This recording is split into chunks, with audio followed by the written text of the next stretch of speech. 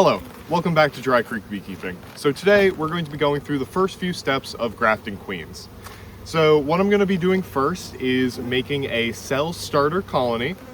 Then I will be grafting queen cells, putting those queen cells in the cell starter colony, and then moving them back to a cell finisher colony. And we're going to be using this hive right here for all those tasks. Of course, starting with making the cell starter. So for reference, today is March 20th. It is way earlier in the year than we typically expect for anything like this. And just as a cautionary note, this is my first time grafting queens, so take everything I say with a grain of salt. I'm going to be going through the process as it is, not leaving anything out. So if I make a mistake, then hopefully y'all can learn from it. So starting out, I'm going to be getting 4 frames of honey and pollen, and then 1 frame of open and closed brood. So that's going to be capped brood and larvae and eggs to put in this nuke right here. Now, like I said, it's March, and you may be wondering why I'm putting them in a plastic nuke that they are very susceptible to the elements in, and that's because they aren't going to be in there for very long. Really, I plan on only having them in there for about 6 hours today. Alrighty, so this is a perfect frame to put in there as one of those honey and pollen frames. There's a pretty good store of pollen in here, and of course, as you can see, a lot of honey. So, as we go, we're going to be trying our best to only get nurse bees for this task as well. Forager bees aren't quite as useful because they don't make royal jelly, and they're a little bit more temperamental. How can you tell which bees are nurse bees? Great question. The way I'm going to be doing that is by shaking the bees into the box. Nurse bees tend to not be able to fly, or they typically choose not to fly. So that's going to be a very easy way to differentiate between those forager bees, which will very, very willingly fly, and those nurse bees, which don't as much. Of course, this will make the bees very mad. And as I'm going through these frames, I'm looking into them to see if I see any eggs or larvae. We want to try to limit the amount of random eggs and larvae as much as possible. We only want to have 1 frame with eggs and larvae on it, and that's that brood frame, which will be replaced with the grafting frame.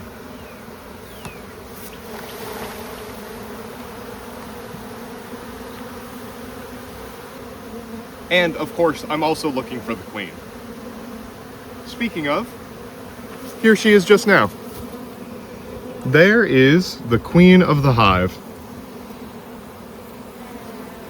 See her right there? She's going about her business. Probably very happy she made it through this winter. So we're going to be super, super careful with this frame. Here we go. This looks like the perfect frame for the task. You can see we have lots of capped worker brood there, and then some larvae in those cells as well. So this is going to be ideal for making this cell builder start to work. Now we're going to get just a couple more frames of bees just to boost the population.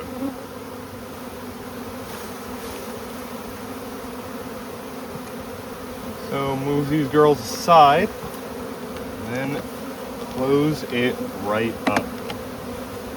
Now, one thing to note here is that the entrances are also completely shut. We don't want any of these bees leaving and going back to the original hive. We want them to stay in there and have the thought that they're queenless and they need to make a new queen. Now, it'll take them about an hour or so to realize that they don't have a queen. We're going to leave them for 4 to 6 hours just to really make sure they're in that queenless headspace and ready to make cells. So, let me explain exactly what I did and why I did it real quick. So, in this box, I put 4 frames of stores and 1 frame of brood. So the 4 frames of stores are, of course, to make the bees think that they're in an excess. That excess will encourage queen cell building. If they think they have more than enough, then they will waste resources making a new queen. Then what I also did was put a frame of brood in there. Those brood pheromones without the queen pheromones are going to make them want to make a new queen. They're going to want to have a queen ready for that next generation of bees. This further encourages the development of those queen cells.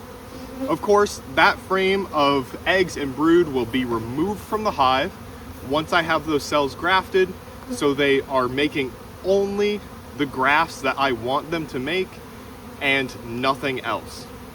Because right now, if I were to just leave this hive, they would make a new queen, and they would make it from those eggs and larvae that are in that frame of brood that I put in there. We don't want that.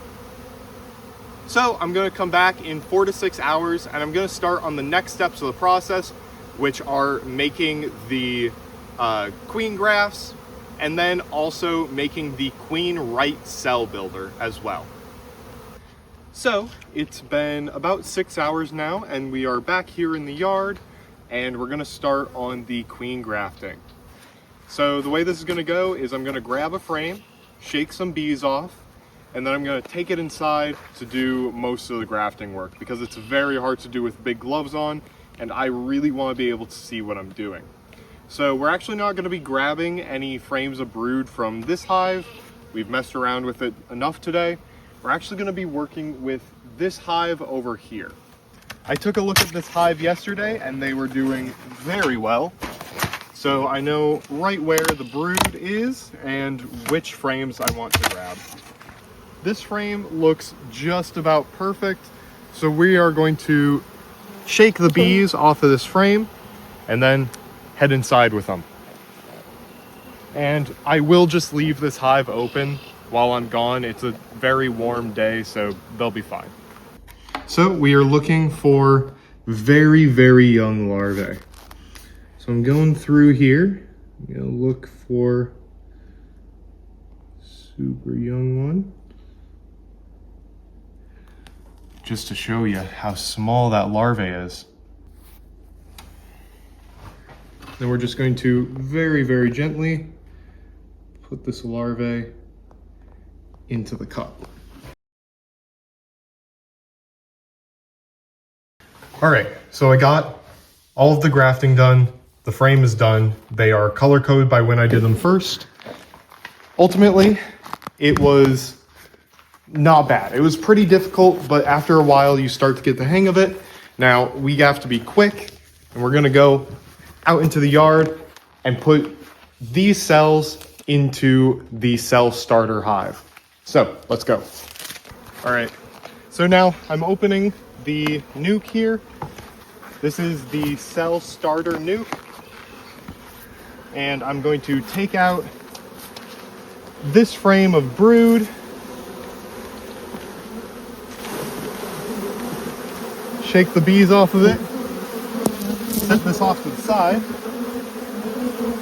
take our queens, or potential queens, I suppose, and set them right in there like that.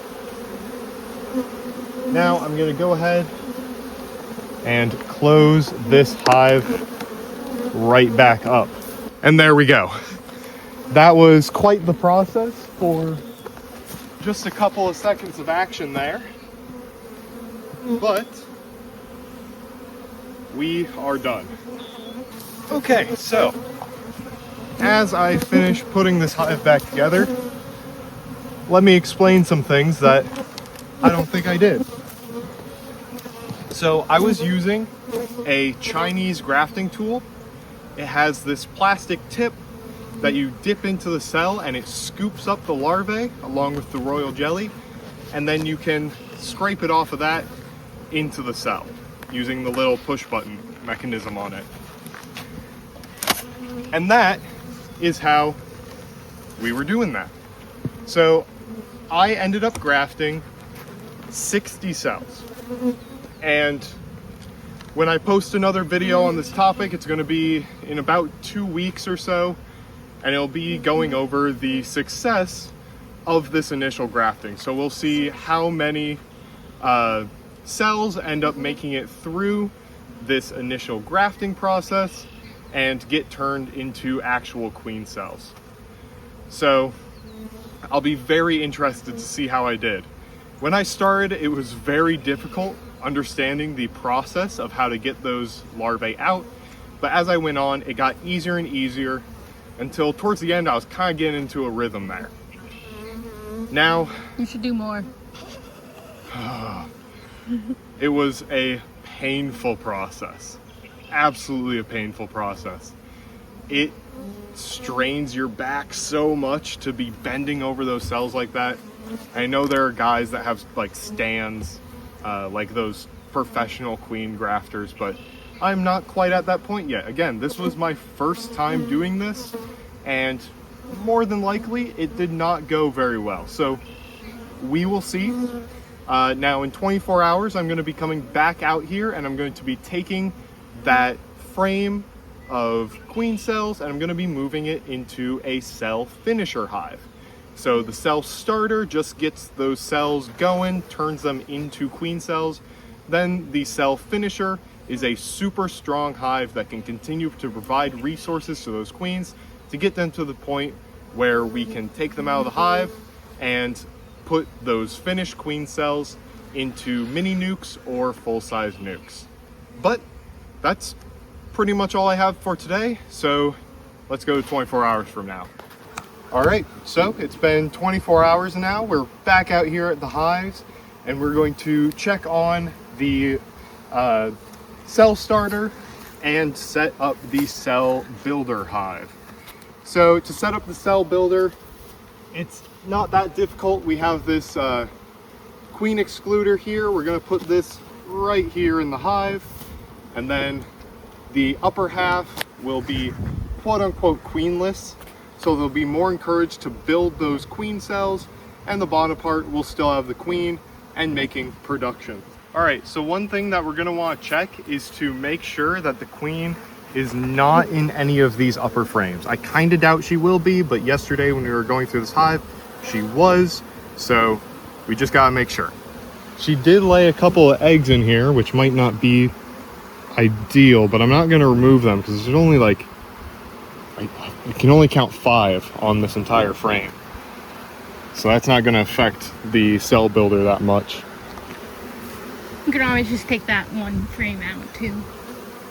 Yeah, I don't think it'll be an issue. Otherwise, the rest of these frames are just pure honey frames, so I'm gonna assume the queen is in the bottom here, and I will close this up. I'm not too worried if this doesn't work out. We are so early in the year that it won't make a huge difference, but it would be really nice if it did work out. So yeah, we can say this frame is the one that goes into here. So the eggs definitely won't be any problem then.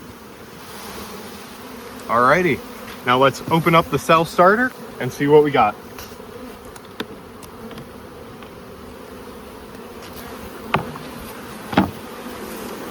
All right, got something going on here.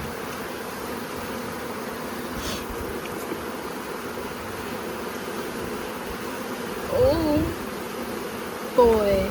We have a whole bunch of bees festooning on here, and in fact, What does festooning mean? festooning is when they're just holding on to each other like that. And in fact, look, some of the queens were accepted successfully, like this one right here. Some of these, and that's great. Now, A lot of them weren't. In fact, I would say the majority of them weren't. So good thing I grafted all 60 of those queens. Do you want to take off like rows that have no accepted queens? Like They the blue all one? have at least one accepted queen in here. Not the blue one. No, the blue one has accepted queen.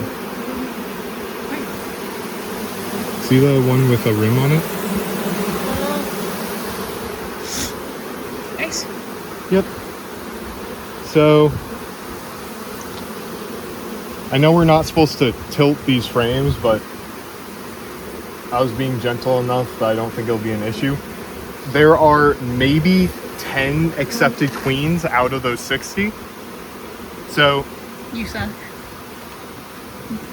no. I mean, maybe. Realistically, the reason why is because it is so early in the year, and yes, on some fronts, I do suck. I probably didn't do the best job of grafting those queens. I definitely didn't do an amazing job of making a self-starter, especially since we aren't in a honey flow right now, and I did not provide additional feed to the hive. I just provided a whole bunch of honey frames. So it makes sense why it didn't totally work out, but we tried our best. That's for sure. That is, whatever amount of queens we get from this is that many more queens than we would have had just not doing this. And that is well worth the effort. All right, so what did we learn from this first stage of the process? It's not easy. That's kind of the most important thing. We got lucky with some nice weather super early in the year, but unfortunately, it's still really early in the year, and it was my first time grafting queens, so at least by initial looks, we were unfortunately not that successful. Now, we'll see how this pans out as we go through the rest of the season here. I am considering this an experiment. So in 7 days, I'm going to come back out here and I'm going to be taking this hive apart once again and getting out whatever queen cells made it and putting those queen cells into mini nukes. And then from those mini nukes, those queens will hopefully be able to mate, and we will have however many more queens for our yard to make new hives from. But that's really all I got today. Thank you for joining us on this journey, and I'll see you next week.